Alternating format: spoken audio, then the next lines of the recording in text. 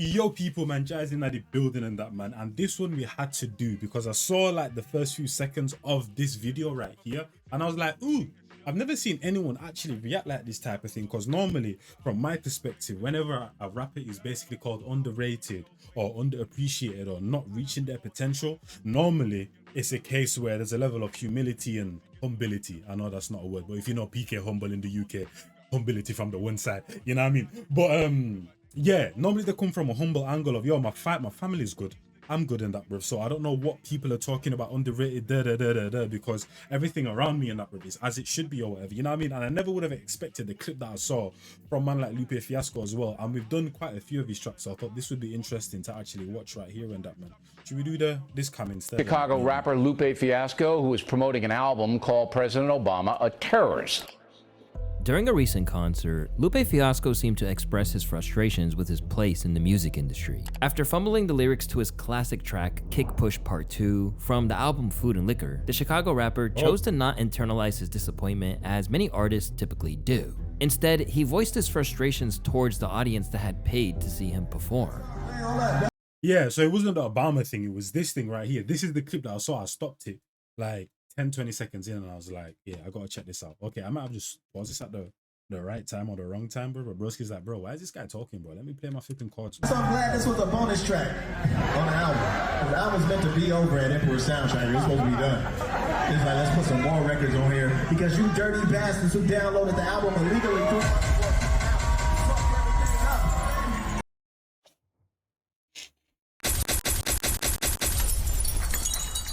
Hey, the DJ sounded like me and that, bro. Man said, hey, we got some tea in the building. You know what I mean? The album illegally through. Man said, Don DeMarco. We're supposed to be in stadiums right now, but you fucked it up because you were 12, right? And you were on LimeWire and you thought you was cute and you didn't have any money. So he was like, let me just download this nigga's album and just fuck his whole career up in ways that we can't even understand, right? So now, you get upset with me because I'm forgetting the second verse and songs that shouldn't even fuck exist in venues that we shouldn't even be in. We should be at like the Kings Arena or some shit like that. But with you, yes, I blame you.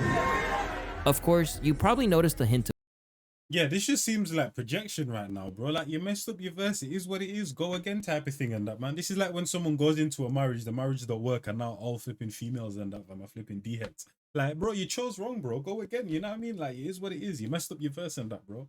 Like, this is what I wasn't understanding, especially with Lupe Fiasco's IQ and also the place that he comes from and understanding rap and literally coming from the cloth or whatever. Is like, bro, that was literally a trend once upon a time and that, fam. It wasn't a case where people had the money and then, you know what I'm saying, what do you call it, were just sabotaging people and that, bro. That's the only way people could get it, bro. So that's what they were doing. There's been many and many rappers. You're not the only rapper. It's not affected like everyone, bro. So you're not the only one. It's not like you were singled out type of thing. So that's what I wasn't understanding where this was coming from. I feel like it's because he messed up and I don't know, he's known as one of the best. He has a certain standard for himself and he was kind of kicking himself and in the moment kind of just projected it at the audience. I feel like that's what it is. We'll just say this is one of his kind of not one of his best moments and that, bro. But I'd hope that he's not like this 24/7 and that, bro. Because I understand it, bro. Even me sometimes I'd be like, rah, the amount of work I put in, bro, I feel like I should be ahead or further ahead, but I'd never look at my audience and say it's your guys' fault. Like, the hell in that, bro? Like, what did I do wrong? You know what I mean? humor in his tone as he reprimanded his paying customers. But after everything he's been through,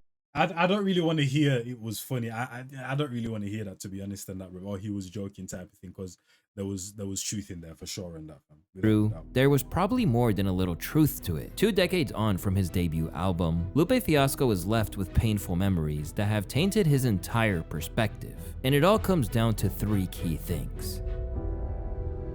The first being the industry itself, and from day one, it had it out for him.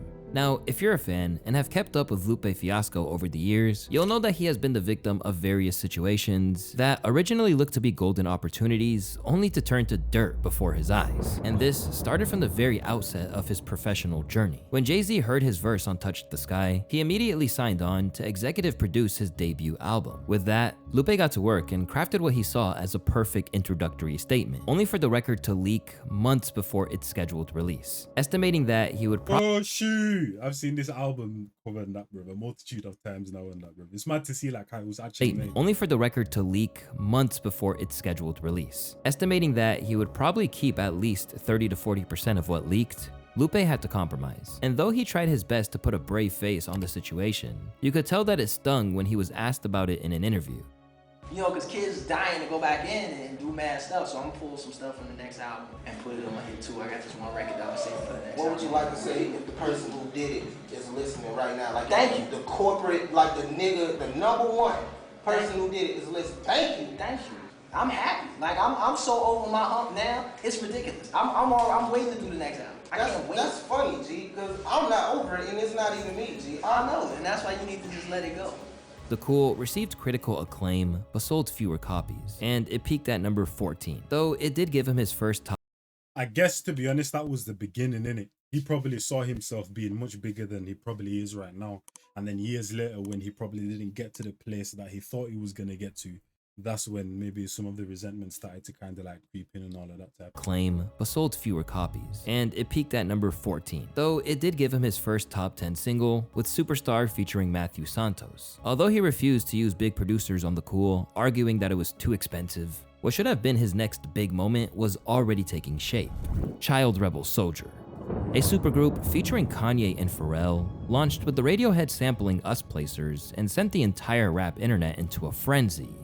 So I was like, oh, I'm gonna take the little loop section that's rappable, I'm gonna loop it up, and I'm gonna rap over this joint, and I'm gonna put a verse on it. It was like me rapping over Radiohead beats. And it goes.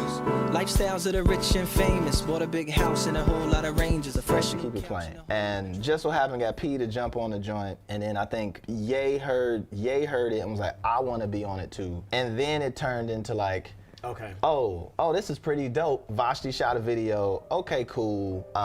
Somewhere in between that was in the studio, and P was like, yo, we should just be a group. Right? And we should call it Child Rebel Soldiers, right? And Lupe, you gonna be the child. Ye gonna be the rebel. I'm gonna be the soldier. This is the album cover. I was like, okay, cool. Let's start. At the time, this was among the most exciting piece of news the rap blogs could receive, and it had fans ready to sell a limb to hear this project.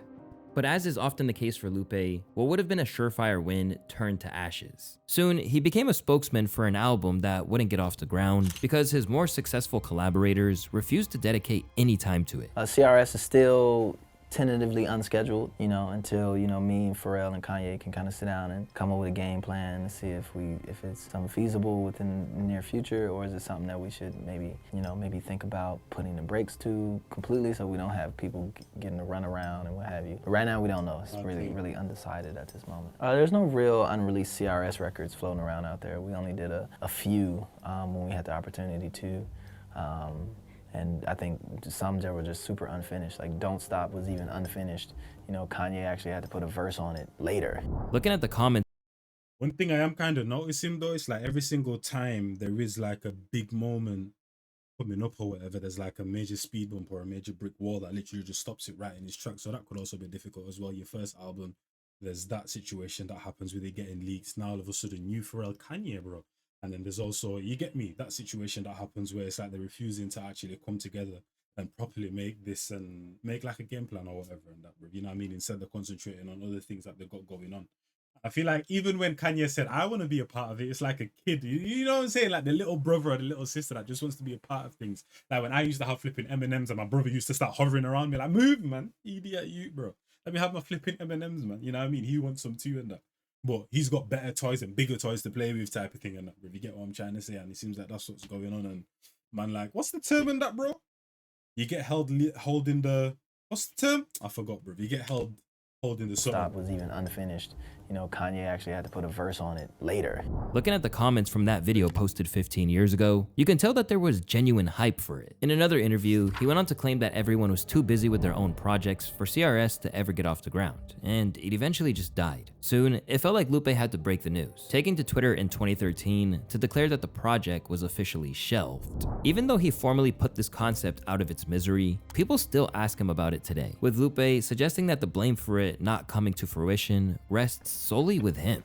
Then it was over with. But it was always like a good idea to just could never trying to like get together. And so we would just randomly maybe be on tour. But P chasing fashion, Ye chasing fashion, Ye, all that shit come together to the point where it's just like, look, this shit not finna happen. Yeah. But the fans are like, I want in. But I'm telling the fans like, look, it ain't me. Yep. It's not Lupe, it's them. It's these two exorbitantly rich dudes, right? Out doing rich shit. And then the idea just comes about, well, like, look, if we Even that statement in where he was saying exuberant rich people outdoing rich also says we're not gonna do it, what does it look like to give it to somebody else? And while he can talk about him with relative fondness, there was a time when it seemed like he wasn't necessarily on speaking terms with Mr. West, tweeting in the midst of his Make America Great Again era that, "I love Ye. However, the only reason I would talk to him is so that I could tell him to give Cuddy the phone." This is interesting because over the course of his career, Lupe hasn't been shy about having polarizing opinions in his own right. Back in 2011, he famously lost a Ferrari endorsement after making some very divisive remarks about the then recently elected President Obama in an interview with CBS News. "My fight against terrorism, to me, the biggest terrorist is Obama in the United States of America. I'm trying to fight the terrorism that's actually causing the other forms of terrorism. You know, the root cause of terrorism is the stuff the US government allows to happen. The foreign policies that we have in place in different countries that inspire people to become terrorists." Regardless, I mean, he ain't wrong to some degree, but yeah, you gotta pick and choose, bro. With this one, you gotta pick sides. With this one, you gotta pick sides and that, bro. Do you want to go over to this side and speak the truth and that, bro, no matter what the truth is, or do you want to remain kind of like on the quiet, on the down low, and get your money and that, bro? You know what I mean? So there's also that as well. So two major situations where it seems like the reason for the reason why it went wrong was kind of out of his hands. But this one right here, it's like you have to make a choice.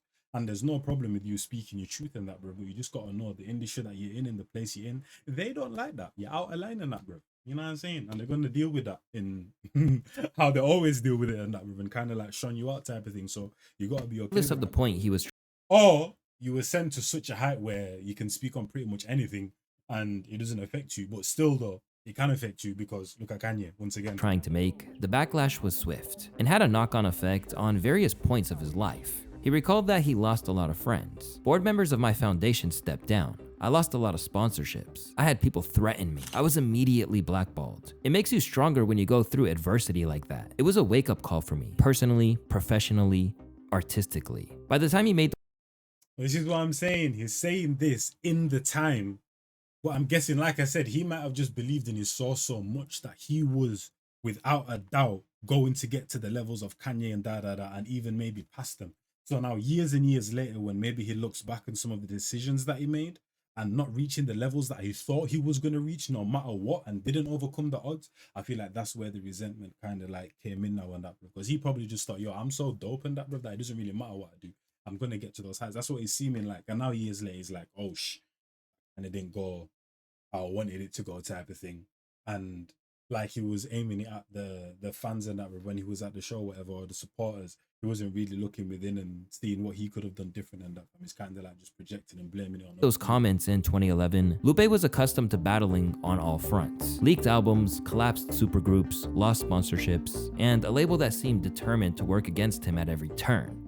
So yeah, the industry itself had it out for him since day one. But if you think he had smoke for Obama, it was nothing compared to the war that he would wage on his own label around this time, leading to both his biggest commercial success and his decision to completely stop playing industry games from then on. This brings us to the second point, which is the opportunities that got away.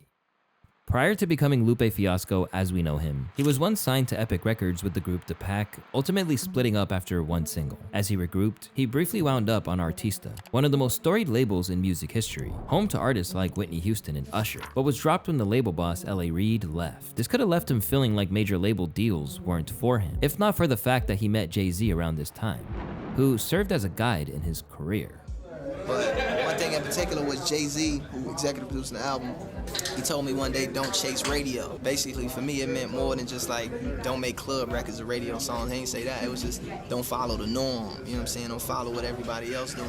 So whatever I look back and seeing what everybody else was doing, and I went left. You know what I'm saying? I was saying what people not touching on and why not. You know what I'm saying? So I took the risk of it. And that was kind of like what started. That was like 3-4 years ago. Despite his admiration for Lupe, Jay-Z never signed him to Rockefeller or Def Jam. And according to Dame Dash, Jay-Z's former business partner and co-founder of Rockefeller, and that's another speed bump right there, or Def Jam. And so according to Dame Dash, Jay-Z's former business partner and co-founder of, well, that's 4. 3 that were kind of somewhat out of his control, with the whole CRS group or whatever that was called, with the whole album getting leaked, and then with Jay not signing him, and then obviously the whole terrorist thing, but that was of his own Rockefeller, that was no accident. Dame claimed that Jay-Z deliberately kept Lupe off of his roster because he knew Lupe had the talent to overshadow him.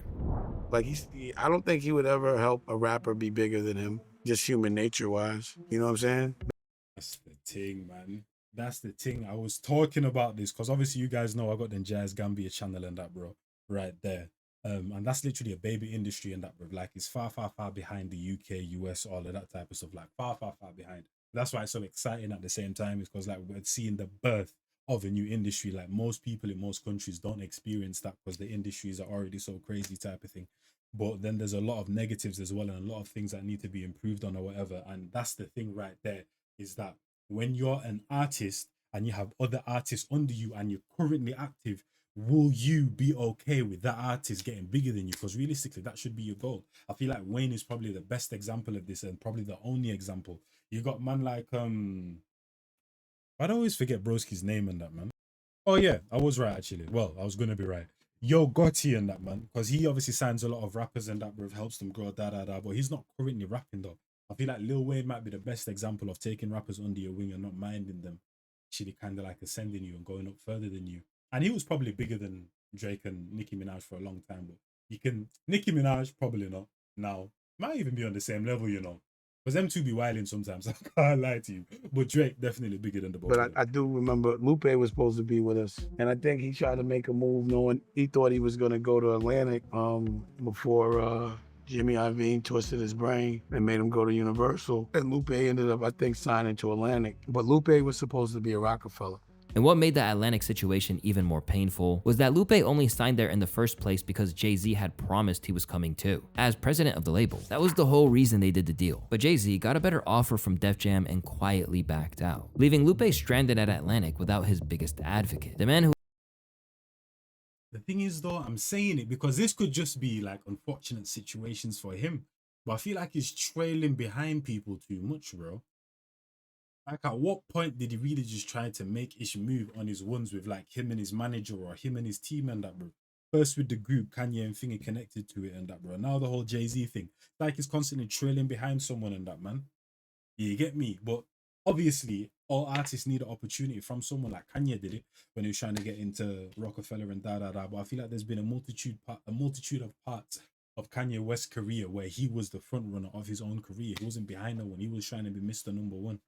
So I feel like, I don't know, Lupe might have just put his trust into too many people at too many times, and like, you don't know these guys from a kind of paint, bro. You met them in the industry type of thing. So it's like, why do you put that much trust in who was them? supposed to be in his corner never even showed up. And the irony, Jay-Z would later complain that the auto-tune era was preventing him from getting the airplay he deserved. The exact same problem Lupe had been dealing with all along, except nobody was listening when it was Lupe saying it. There are guys home writing 100,000 hours who can't get in the game because someone with half the talent is, using this gimmick as a crutch and taking up their airspace. I'd rather the guy who's I'd rather hear Lupe Fiasco, who I know is putting incredible time and craft into what he's writing, than to hear, a song with, with just a catchy track with some auto-tune. Don't get me wrong, I love some of it because some of it is written well. Like, some of those T-Pain songs are written fantastic. Even without the auto-tune, the melody that he writes underneath them are incredible. But despite all his support... Yeah, exactly, because I don't know about a gimmick. It's an effect at the end of the day. Yeah, I can hear kind of, because it makes you sing better, or quote unquote, it's supposed to make you sing better. Well, that's kind of like saying like all effects within production and that, with gimmicks and that, you know what I mean? Just use what you use to your ability. And Lupe would come to resent that Hove's bad information had let him sign with Atlantic in the first place. Around the time Lupe was working on the Lasers album, Atlantic, then run by Lyor Cohen, one of the most powerful executives in the music industry, made a conscious effort to meddle with his sound, leading to a lengthy delay on the project. They even handed him the Airplanes track at what's the include to songs he didn't want to on Lasers and says he hates that one album. point, only to pull it and give it to B.O.B. instead, deciding that he was a safer commercial bet. That song went on to become one of the biggest hits of 2010, by the way. The record company sent me a song and said, this is Lupe, you need a #1 smash. And this is a #1 smash, right? They sent me the track and the hook, and they sent me 7 of those. The last one, when I was like, I'm done fighting, I'm gonna just Martin Luther King this one. Just go ahead. you know, I'm gonna turn the other cheek. It's so ridiculous that when I recorded the verses and sent the record back to them, they called me back and said that they didn't like their own hook anymore and changed the hook 60 times. So while I'm sitting saying, if you think my records are whack, which is what they told me, they think I'm whack. So if you tell me that my records are whack, then give me great records. So then you give me these records, I send these records back to you, you don't even like your own records. Where does that leave us? Left angered by the treatment he received, Lupe rallied against the situation and soon had his audiences protesting outside Atlantic's offices to demand Lasers' release, eventually leading to him getting the date he was looking for. So y'all actually did it, huh?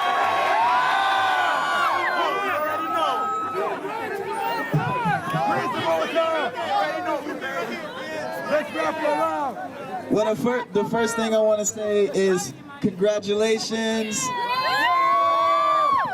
Second thing I want to say is thank you very much for putting on a very peaceful protest.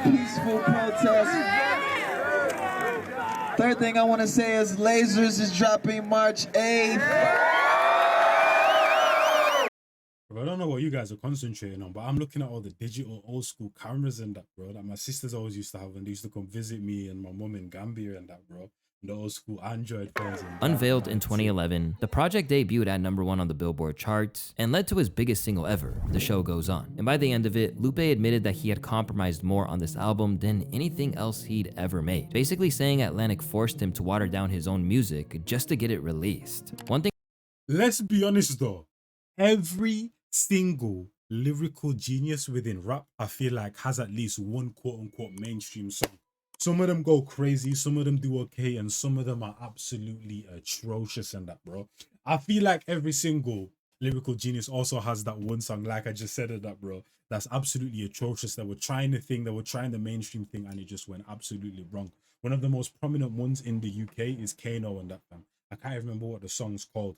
Kano is one of the most disgusting rap legends of all time, grime, whatever you want to call it. But fam, that song is disgustingly bad. I can't even believe he was able to even create something. I try to stress about this project. Honestly, trying to do the mainstream that thing. I love and hate this album. He told Complex. Let me go find this flipping song. Bro, this is still on his channel. This is literally still on his channel, bro. I can't believe one of our legends actually made this, fam. This song is disgustingly bad. Row, and roll. Not gonna lie, I respect it though. Left it on his channel or whatever, exactly what Lupe should have done. You messed up your verse and that, go again, man. Man like Kano did this, he owns up to it and that, bruv. Is what it is and that, bruv. Made a mistake, but move on though, bruv. Leave it there for people to see. Chat to them, fam. Like, bro, we're not making it out the hood with this one. Now, I gotta play something that's fire of Kano though, because we're not leaving it at that for the people that are hearing Kano for the first time. The Boeing 777 must be lucky, can't go on a yard. Why does the land that I'm leaving feel like abroad? 52 race cards on deck, but I don't shuffle, nah. I don't bogle, I don't tap dance for massa, nah. That's a pass, bruv. Summer. Alright, we'll stop there, bro. I had to cleanse your man's ears, bro, because yeah, we weren't doing that. I was not leaving it right there, bro. But allow me. Listen to it and like some of the songs. But when I think about what it actually took to get the record together and everything that I went through on this record, which is something I can't separate, I hate this album. A lot of the songs on the album I'm kinda neutral on, as opposed to something like The Cool, which is more of my own blood, sweat, and tears, in my own control. With this record, I'm a little bit more neutral as to the love for the record. And he made his position even clearer when he spoke about it directly. Right? So around like Lasers, I knew that there was gonna be some bullshit. So I was like, you know what? I will never, ever, ever, as long as I'm on this label, give this label like my heart, like what I really believe, like what I truly feel. Because I feel like, man, if you're working with somebody, you know, they have to like show you some love back and show that they deserve your work. Right? So I took an L. I knew y'all was gonna be like, man, if this nigga Lupe ain't going on hard and shit, this shit back. I know. In the intervening years, Lupe kept dropping projects, including Food and Liquor too, but it felt like the window when he could have been a megastar had closed during his years at war with Atlantic. By the time he managed to get out of his contract with 2015's Tetsuo and Youth, Lupe was registered as an elite MC, but no one that commanded sales whatsoever. This led to some pretty dark times for Lupe, where he considered throwing in the towel, specifically in 2016 when he seemed ready to retire. After a freestyle that featured bars about dirty Jewish execs sparked rumors of anti-Semitism, Lupe took to Twitter and said he was hanging it up. I get the hint, God. Yo, Lupe fans, it's been fun and I hope you've had fun. I'm officially not releasing any more music. Album's canceled. Stop the cap. Stop the cap right now. Stop the cap. Like, I don't think any rapper has said this and actually stuck to it, bro. Like, you, man, look, stop doing this, man. Like, there's been too many legendary rappers and too many great examples of this happening, and you're not following through with it, man. Like, just say you're taking a break or something, bro. In the end, Lupe didn't cancel the project and has since released various acclaimed projects, including Man didn't even cancel. Man didn't even cancel the project that he said he was gonna cancel. Drogas Crazy Light to me. and Drogas Wave. But it doesn't mean he's any happier with the culture's general vibe. This period of annoyance with the rap game reached a point where he felt like he was inherently out of date. I feel like I'm one of those dinosaurs stranded on an iceberg somewhere, disconnected from the world. That's also part of the song's message, that Lupe Fiasco is a dinosaur. Whether that music is accepted commercially or not, doesn't matter to me anymore. Lupe seemed to be happy to move in his own lane, and at a certain point, it seemed like letting things go actually benefited him. For one thing, his 2022 concept album Drill Music in Zion proved to be his worst acclaimed for years, reminding some lapsed fans just what he was capable of, even if it didn't chart. Now in his 40s, Lupe was in a position to be seen as a precursor to many of the conscious, innovative, and otherwise unconventional artists we see today. And briefly, he seemed content with this reputation. After getting his flowers from Tyler the Creator as he declared that we didn't protect Lupe, man, Lupe replied, "I'm still here, fam, LOL. I'm happy, family good, life is awesome, make my little money doing my shows to fund my little side hustles." Yeah, this is what I'm saying. This is what rappers normally say. But no doubt though, man. Because obviously, you can say that in a moment when you're feeling good, when you actually are feeling happy. But when you get down, no doubt those thoughts definitely come into your mind like, damn, what if and that? What could have happened if I did this right and this right? But obviously, this is kind of like a lot of, kind of like Lupe's, some of his like low moments or lowest moments in his career, all in one video type of thing. So it might even be over exaggerating kind of like his career as a whole or whatever. But it does seem like some of his biggest moments and that were low moments and that, bro. You know what I mean? And like, there was never really a time where I really saw him, or within this video anyway, really take the reins and try to just, you know what I mean, like make something happen on his own accord and that. But it seems like he was always trailing behind someone or trying to make something happen with someone else type of thing, man. This appeared to be true, with Lupe revealing that he was set to begin teaching a course in his chosen craft, announcing on Twitter that he would be teaching rap at MIT. With videos of his course surfacing online, Lupe's natural talent as a public speaker meant he seamlessly took on the role. Before that, he had also dabbled in another normal job, becoming the creative director at Higgy, a health and wellness app. So with all the opportunities that got away, a label that promised him the world and delivered chaos, a mentor who guided him to a deal and then vanished when things got difficult, an album that went #1 but cost him his soul to make. By the time he finally escaped Atlantic in 2015, the window where he could have been a genuine megastar had already closed. On the surface, it looked like he had found peace outside of the music industry. But while he appeared to get a degree of validation from all this, it seemed like Lupe sometimes reaches a point where it just isn't enough.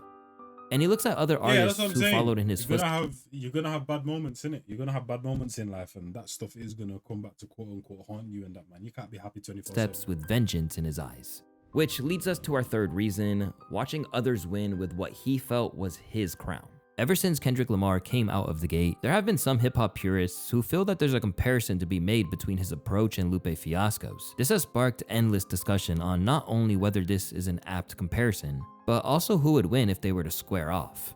I am in agreement with you. I do think Lupe's right. I don't think it's a slight to Kendrick, because Kendrick is easily one of the best lyricists, period. Yeah. But Lupe is just, he's like an alien when it comes to rapping. It's a different level. It's a totally different level. Like, it's basically like one of these things where if you put Lupe on a stage and you put Kendrick on a stage and you say, all right, just do like some stream of consciousness rapping. Lupe's gonna just fucking spaz. Yeah. Right. Lupe is that type of dude where Kendrick is gonna just rap and rap and rap. It's gonna sound dope. Yeah. Style-wise, right? He's got all of these things working for him, so the radio is already looking to him. Okay. Whereas even though Lupe was that at one point, he's not been that in a super long time. Now people just kind of look at Lupe as this kind of weird guy that makes these extremely complex albums. But it's funny, they look at Kendrick the same way, but it's just that's what I was saying. There's just a different machine working for Kendrick. But this hasn't always sat well with Mr. Fiasco, as he's regularly had words for Kendrick as early as 2018. I love me some K-Dot. Always have, always will. With that said, do I think he's a good lyricist? Yes. Do I think he's the best lyricist? No. Do I think it's lyricists that are better than him? Yes. Is he a better artist than me? Yes. Is he a better lyricist than me? No. Does he make better songs than me? Yes. Did I think Control was ridiculous? No. Am I jealous of K-Dot? No. Did I personally give him props in Chicago on stage as the next one to take the crown? Yes. Is it on camera? Yes. Did I mean it? Yes. In the end, all these attempts to clarify his opinion on him have done little to stop the discourse. And over time, Lupe has grown increasingly like, people are always gonna do that. I'll never forget the worst flipping one. Like, I would say the worst one was when it was Skepta versus Joyner and that fam. But that's understandable and that's country versus country and that, but it's US versus America. Already there's a battle there and that. From the moment you say this side versus this side, I can understand that. Calm. The worst one though is when I was reacting to Nigerian artist Ira Star and I made a positive connection, not negative, a positive connection in terms of styles and all of that with South African artist Tyler. Bro, these people in the comments went crazy. Keep in mind, from what I know and what seems to be going on the internet, Tyler and Ira Star do not have any beef whatsoever.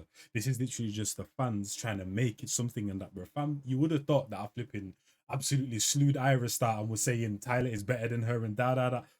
All I did was just make a positive comparison between two artists and that, bro. And these man just absolutely went to hell with it and that, you know what I mean? So that's always going to happen, bro. Unfortunately, with the rap fans, it's always going to happen, fam. It's always time and time again, bro. You know what I mean? Annoyed by it. I don't keep bringing up Kendrick. You niggas keep bringing this shit up. Blogs keep bringing it up. Journalists keep bringing it up. Niggas keep doing these stupid ass posts and polls and who's better and who's not. But at the same time, though, when you do have two artists that are absolutely ridiculous at what they do, people are also going to wonder as well. Repeatedly said many times and for years that I fuck with this nigga. Always, I fuck with him. I fuck with Big Sean. I fuck with J. Cole. I fuck with Big Crit. I fuck with Ab Soul. I fuck with J Rock. I fuck with all these niggas. Every new rapper that's out, I fuck with. I don't dislike these niggas. I'm not jealous of these niggas. I'm not continuously bringing this shit up. So I don't want you niggas to get out of pocket and think that I'm the one who keep bringing this shit up. I didn't even start the shit. After calling Dot's infamous Control verse whack and super overhyped, Lupe tried to draw a line under the situation, declaring, "I apologize for even engaging and talking about other rappers' careers. I'll never do that shit again." But when some fans saw this as him officially saying he didn't want to get into it with Kendrick, his ego kicked in once more. "I wasn't apologizing to him, LOL. I was sorry about the entire shindig because it was such a waste of time and energy in something that actually had nothing to do with me. Keep my name clean. I fear no rapper of any kind or any time. K-Dot solid, but y'all need to chill." For a while, Lupe just kept it pushing and did his own thing. But he was about to cement his unofficial status as a Kendrick hater when he claimed that Drake was superior to him. Drake or Kendrick? Drake. Drake is a better rapper than Kendrick. Do you like? Okay, so is it by a long shot? No.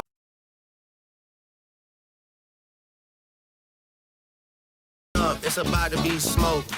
Ain't nothing but some shit I wrote about a rich ass nigga that's deep in the game. They call me Drizzy Drake and I'm keeping the name. Bro, and like I was saying, every single great rapper and legendary rapper has a song where they just absolutely just put out absolute dog doo-doo, bro. But that's one of them things where it's not even subjective, bro. Drake is a better lyricist than Kendrick.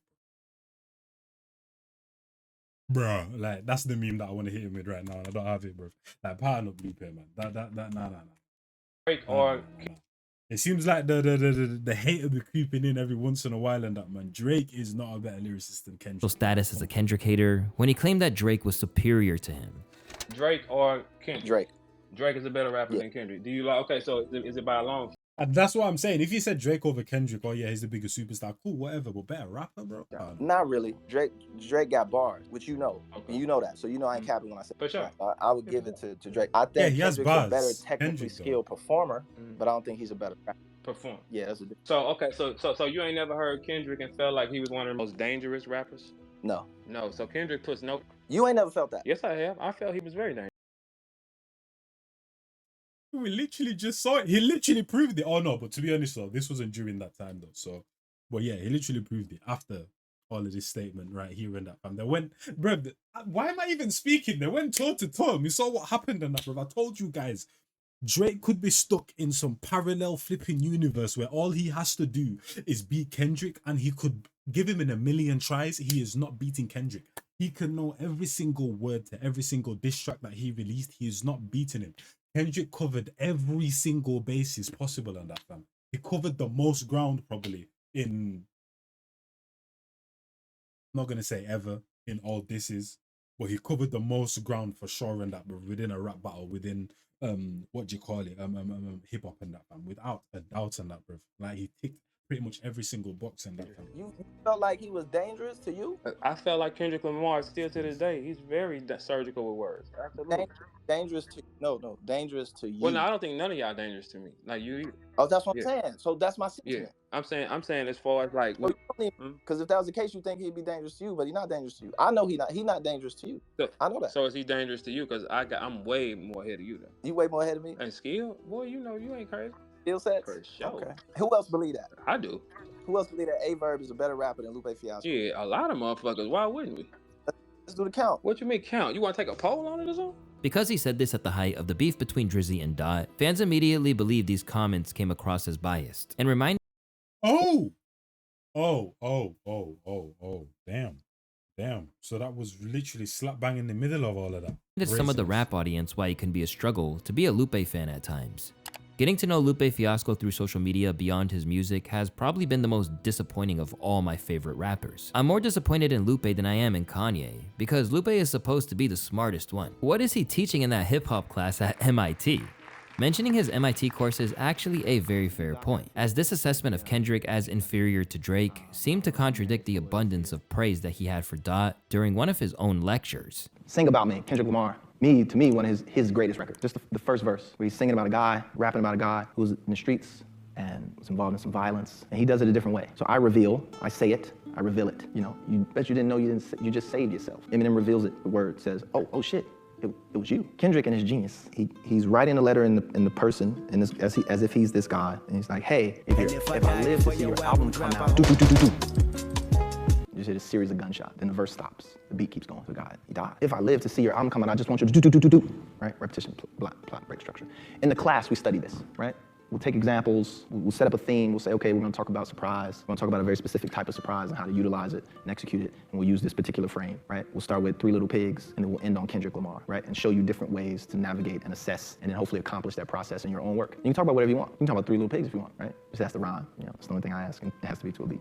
When people weren't willing to accept this argument at face value, Lupe basically suggested that his opinion meant more, and that you can't really speak on a cultural matter like this without a fully fledged degree in it. I think that for the people who, if you want to start choosing who's, again, if you want, follow me people, please. If you want to start choosing who's in and who's out, a process which I don't agree with, and I think is bullshit. If you want to do that, then you should have a degree. You should have a PhD in hip hop.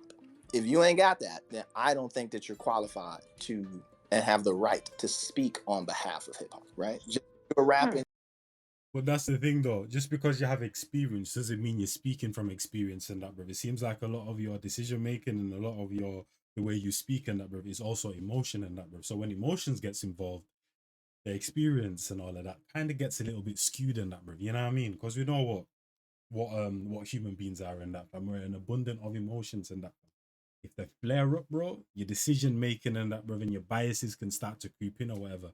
You know what I mean? So yeah, cool, 100%. I hear it, experience. But when you're speaking on certain things and now emotion gets involved, that experience starts to fade away. You sold a bunch of records. I still don't think I think at this point, and to the point that it's to the point now where it's visceral, and it's to the point now where people are making decisions on it, and it's hurting people, and it's building up other people, that it shouldn't just be based on some nigga at a podcast. They the out group, but they selling more records than you and selling more tour dates than you. But you the spokesperson for hip hop. That don't make no sense. But this did little to address the issues people had with his views on the subject, particularly when he revealed that, despite wading into the discourse around the beef, he hadn't even listened to all the tracks in question. Where you stand on things, and that's commendable for me.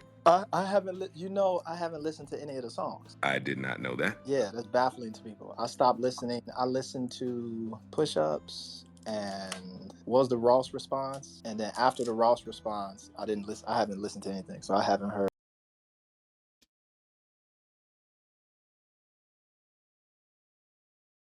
I'm chatting about experience, but man doesn't even have the experience of listening to the tracks to even assess the situation properly. And that, bro. What the hell is going on? Any of the records, Family Matters, Meet the Grams, Not Like Us. I kind of tapped out. Oh, so that's even doper that you just going off your sheer hate for one of them niggas. I'm the opposite of you. You hate Drake, I know. No, but it's from love. I know. And you hate Kendrick. No, I don't. From love. No, I love that. Like I love Drake. No, you don't love Drake. You don't love Kendrick. You actually dissed him. You got the first diss record. You have actually dissed Kendrick. Still, this didn't deter Lupe from coming at Kendrick, and in his subsequent discussions around... Nah, Joe Budden's too good at his job, man. I can't even lie to you. Still, this didn't deter Lupe from coming at Kendrick, and in his subsequent discussions around this time, he was happy to sound off on what he believes Dot lacked as a rapper, making some pretty major claims about where he sees him in the game's lineage. Dude be tripping. The Control verse, right? Yeah, he was. It was tripping. just alright. He came out, he did some pop shit, and I think Academic said it recently the best. He's like, Kendrick ain't the best at making disses. He the best at making moments. So he made a moment. It wasn't like a technical, it wasn't even the best verse on the song. It ain't even his best verse. How the fuck you talking about you the best rapper? It ain't your best verse, right? So it wasn't what he said. It was the reaction from his fans, right? So his fans, for any nigga who was of note, that niggas actually cared about was anywhere in his space, because me and K-Dot was in the same lane. We the same young, black, socially conscious motherfuckers doing weird shit, right? Well, no, I'm tripping. But niggas looked at it like we competing just because we in the same lane. I'm like, I think he's a great performer. I think he's a great rapper. I think he makes great albums. I think he's a great conceptualist. I think he's a great mind. I think what he does for the culture is amazing. Like, I love him to death. I do not think that he's like this amazing lyricist, though. And if I had to put a top 100 of lists together, You not finna say that. hit me out. You not finna say it. Wow. Lupe. It's one thing to not have Kendrick in your top 20, but top 100? Come on now, Lupe. As expected. Bro, you can tell that there's some bitterness, man. You can tell that there's some bitterness there, bro. This is what I'm saying. You can have all the experience in the world, but once emotion gets involved in that, The response to these comments was swift, and because they just seemed like flagrant hate, it reinforced the conclusion many people had reached about what Lupe's problem was. One thing about Lupe Fiasco, he's always hating on Kendrick Lamar for so many years, it's getting old. Only because Kendrick Lamar is making a lot of success that Lupe should have. And the guy's literally not said anything as well. That's the other thing. Like, surely you should feel a certain type of way. I get it, you're in the public eye, people are asking you these questions, but you can shut them down at the end of the day, man.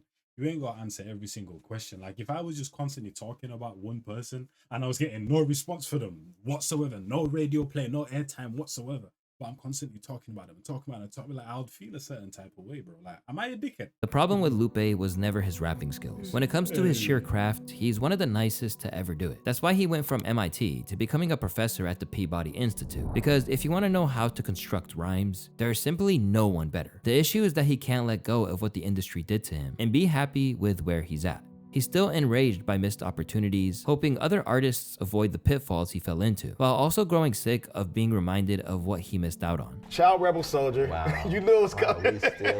Why are we still talking about this? You knew it was coming, though. 25 years later. We're talking.